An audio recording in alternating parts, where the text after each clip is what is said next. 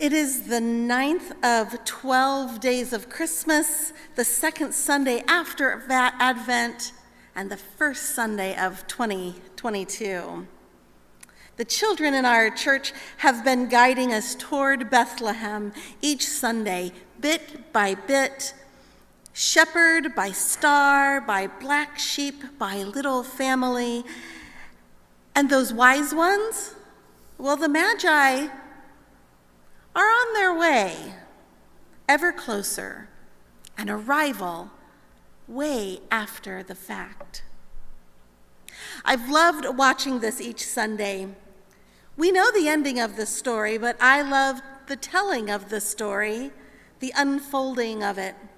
My favorite part of our nativity scene are the curvy wooden hills there on the right, like a waiting station, a gathering landscape that is dwelling place for sheep and shepherd, and a milestone of the journey coming to fruition for traveling kings.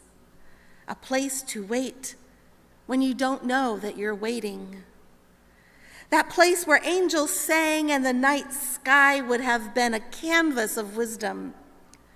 A place where intuition, pondering, imagining would be right at home with the other more pragmatic tasks of tending and protecting sheep and planning the next steps for those three wise ones.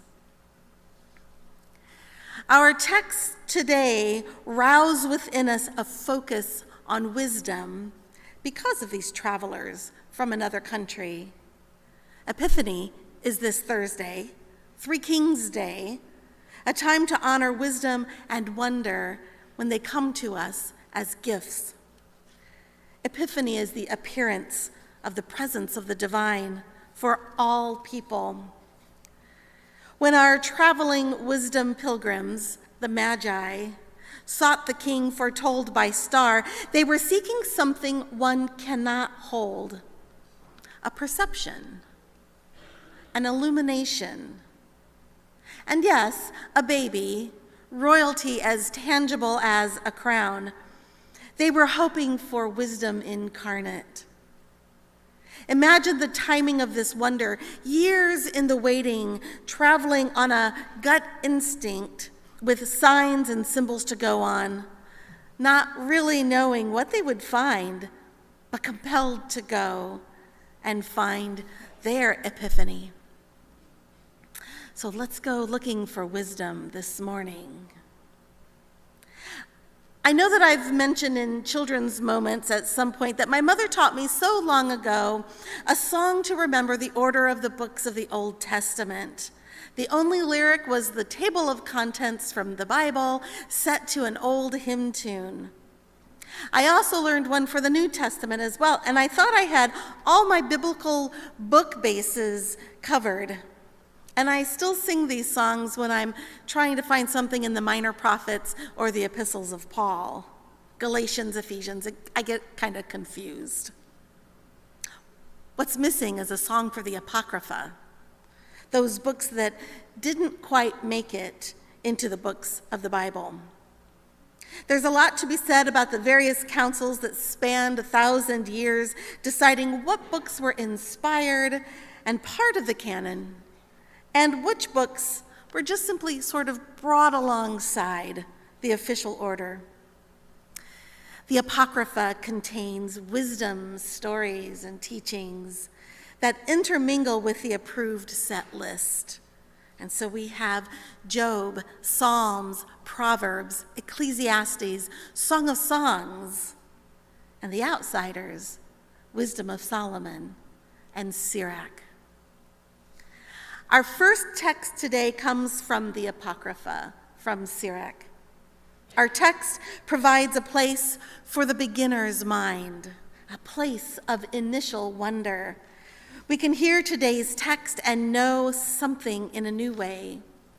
And there's a familiarity to this chapter that maybe we've heard before. It's like a sister text to the known and approved book of Proverbs, reading from chapter 8. And these are important texts when considering the unbounded nature of wisdom that moves where she will, over and around and through all things, having been part of the presence of God at the very beginning of all creation.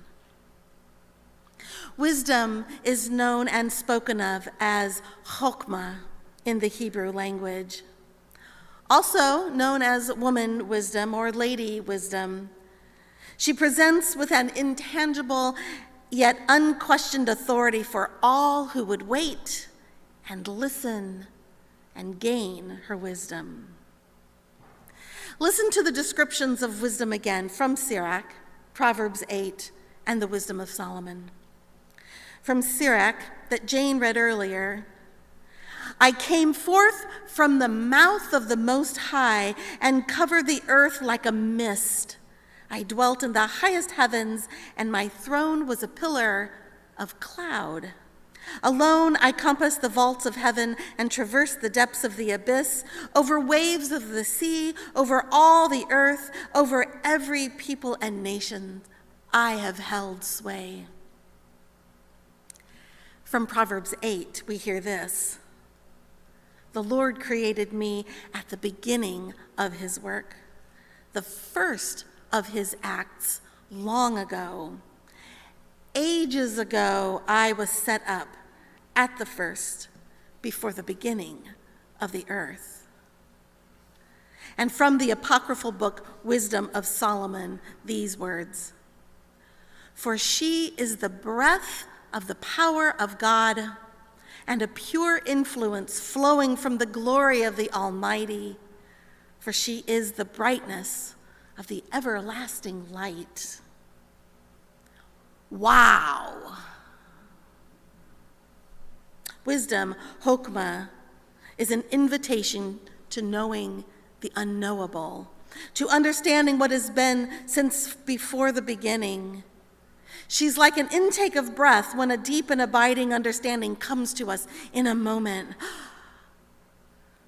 She invites all into this mist-like quality of knowing, like seeing your breath on the cold of winter or the thick fog when earth and air are in perfect counterbalance of temperature. It is a perception, an illumination. You can see it, you can describe it, but you cannot hold on to it.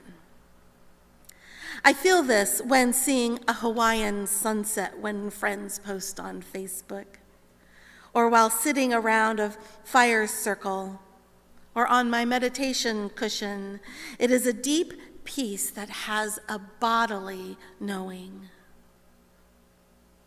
In Sirach, wisdom is moving untethered over all places, infusing this world with that spice you can't quite name, or that understanding that is just out of reach, until it arrives into our waiting hearts. And she's looking for a place to rest, a dwelling place within a receptive people. In Proverbs 8, woman wisdom is settled and calls to us from the gates, from the entrances, from the portals. And these are dwelling places of intimacy, of quiet conversations where you lean in and talk about what's really going on. I've seen this here, out in the narthex, after worship is over. Wisdom knows that when we congregate in her spaces, once we enter her dwellings and we gasp with understanding and nod our heads in the silence of understanding, we can only move forward.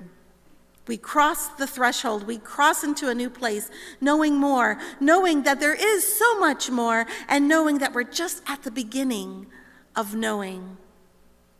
The divine has been moving this way since the beginning of time, and perhaps one day we'll get it. Ancient hymns were written to wisdom, chokmah, and her Greek counterpart, Sophia, to sing of the essence of this breath-like quality that makes the material reality so much more. It is one of these ancient hymns to wisdom that the writer of John draws from in the telling of the now of Jesus. In this borrowing, Chokmah, or Sophia, becomes Logos. Wisdom births into Jesus. A shift of the feminine mist to a masculine presence as the beginning becomes flesh, all of it made from the same primordial substance. In the beginning was the Word, and the Word was with God, and the Word was God. Do you hear the linkages from Sirach to Proverbs to John? It is a circular movement that takes us all the way back to the beginning, to the Genesis.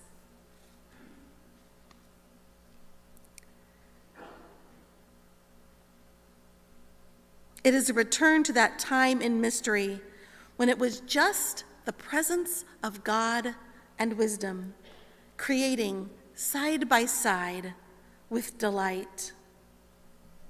What more delight is there now than in the birth of a baby, the beginning of all holy things in human form? John is calling us to be wisdom pilgrims in the now, the new now, a merging swirl of understanding that dwells within and also transcends the human experience. It comes to us in the most intimate space, which is within our own bodies.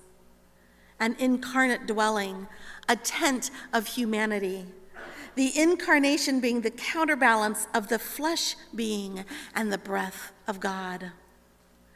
Wisdom seeks still a dwelling place within humanity, within the human heart and mind, bone and matter, within the human condition of pain and mistakes, callousness and self-centeredness, especially in these places. She calls still to all from the intimacy of gates, entrances, and portals. Seek wisdom. Seek the beginning. Seek the presence and know. Wisdom longs to gather us in, to whisper to us of things that we cannot hold, but we can know, to remind us that there is a higher path in all circumstances, to place within us an awe of the simplest things that point to the greatest of things, like a beginning that begins again. And she still moves like wind across the formless void of the denseness of human thought. Wisdom takes up her tent to call out to us across the threshold, to walk through the doorways that will change our point of view when we follow her guidance, like a star to a birth of impossible realities, to a light of love that shines in all the darkness and is not overcome. Randy's going to put a photo up here for us. There is a rock artist, a builder, sculptor, who uses river rocks and boulders right where they are to create. His name is Michael Grab, and his artwork is called Gravity Glue. He uses only the elements of rock, balance, water, nature to create something solid, yet impermanent. I have followed his work for a while now, using his photos as visual points of meditation and a reminder of holy wow. The picture we see here is from his Facebook page. It's just one example of the art he creates, an example of physics and philosophy, a joining of earth and spirituality that come together as he builds and ponders. He wrote recently of a build that he did and walked away from knowing it would be tumbled by morning, only to return to find it still standing but covered in overnight snow. A delight for the artistry of nature with a balance that just offering his art a new wonder. On another occasion, he created a tenuous structure with a balance that just barely held. And he came back later to see that a spider had offered up sticky, silken threads in some of the gaps, lending a hand to creative stability. The artist has this little story to say on Facebook about the piece that we see here. He says, "I've known this top rock for several years, but it was always too chunky, awkward to balance in a way that I preferred. I was always fixated on its upward-facing point. But it was the process of balancing this structure that broke that fixation and required the smaller tip it's currently on for the angles and counterbalance to work. And I actually prefer it this way now that I'm aware of it." And he continues, "Also, this structure only exists because I sighted a rare mink in the corner of my eye, and I went across the creek to investigate, abstractly leading me to directly stumble into the large upper wing of this rock, which demanded its inclusion in whatever structure I had not yet conceived. Thanks, mink," he says. Water, rocks, silken threads, snow, the simplest of elements of untamed nature as wisdom bringers, as perception changers, as fixation breakers, as symbolism for truth which dwells within but can't be known without an outward physical expression, the aha, the gasp of awakening. We can seek wisdom wherever she calls, with intention and purpose. But most often we find her by stumbling and changing our point of view. There is something holy in the waiting, which is why I love the image of being called to gates and portals and tents. There is a quality of waiting in these spaces, waiting in line, waiting in conversation, waiting while taking breaks with a cup of coffee in your hand, waiting while traversing over many miles to get to a birth that happened 2 years previously. And what we thought we knew changes, widens in those encounters at gates, portals, and in the pilgrimage with other seekers. Wisdom does come, and in the perfect moment in our living. It comes at the right time to share a painful and hidden story, soothing the ragged edges of truth. It comes at the right time to break through limited patterns of belief, to understand something more deeply. It comes like shockwaves of surprise from the oddest of places, like Facebook memes, or dreams, or unforeseen courage. It comes like a stumble that flips our point of view. It comes like witnessing a child's exuberance that releases us from a tyranny of our own childhood stories.